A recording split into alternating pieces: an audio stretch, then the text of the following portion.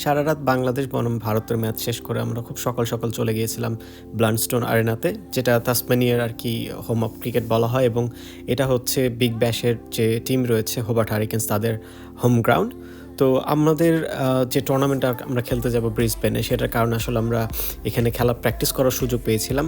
তো ভেতরে ঢুকেই স্বাভাবিকভাবে আমরা কিন্তু খুব বেশি আর কি সারপ্রাইজ ছিলাম এবং অনেক বেশি ভালো লাগছিলো যে এই ট্রেনিং নেটসগুলোতে আসলে ইন্টারন্যাশনাল প্লেয়ার্সরা, রিকি পন্টিং বলেন, ম্যাথু হেইডেন বলেন, বা যারা আছে কারেন্ট আর কি অস্ট্রেলিয়ান টিমে বা অস্ট্রেলিয়া যে ইন্টারন্যাশনাল যে টিমে প্লেয়ারগুলো, তারা এখানে এসে প্র্যাকটিস করে এবং ডেফিনেটলি এটা একটা বড় একটা অপরচুনিটি ছিল আমাদের কাছে সেম জায়গায় আসলে প্র্যাকটিস করা।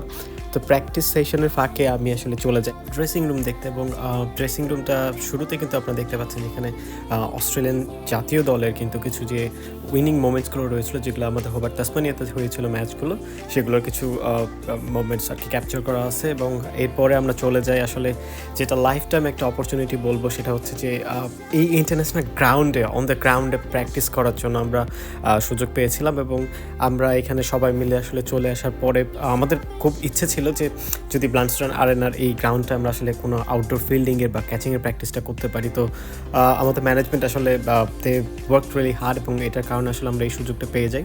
সো সেই হোবার্টের আর কি ক্রিকেট স্টেডিয়াম ব্লান্ডস্টোন আরেনা, যেখানে সচরাচর কিন্তু বিগ ব্যাশের টুর্নামেন্টগুলো আপনারা দেখতে পারেন। অনেক ইন্টারন্যাশনাল ম্যাচও কিন্তু এখানে হয়ে থাকে, যেমন 2022 সালে ওয়ার্ল্ড কাপ টি20 ম্যাচ কিন্তু এখানে হয়েছিল, বাংলাদেশ নেদারল্যান্ডের ম্যাচ, এবং যে ম্যাচটাই কিন্তু বাংলাদেশ জিতেছিল এবং প্রায় 14 বছর পরে সুপার 8 কোয়ালিফাই করেছিল, এবং আমরা ওই ঘটনাটা সাক্ষী ছিলাম।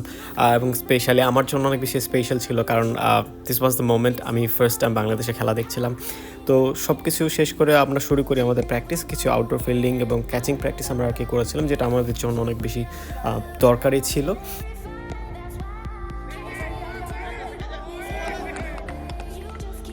ক্যাচিং প্র্যাকটিস শেষ করে আমরা কিন্তু আমাদের সেশনটা আজকে শেষ করেছিলাম এখানে, এবং আমাদের ভেতরের এক্সাইটমেন্ট আসলে আমরা কন্ট্রোল করতে পারি না, এবং সবাই ম্যান্ডেটরি যে ফটোশ্যুট ছিল সেটা কিন্তু করেছি।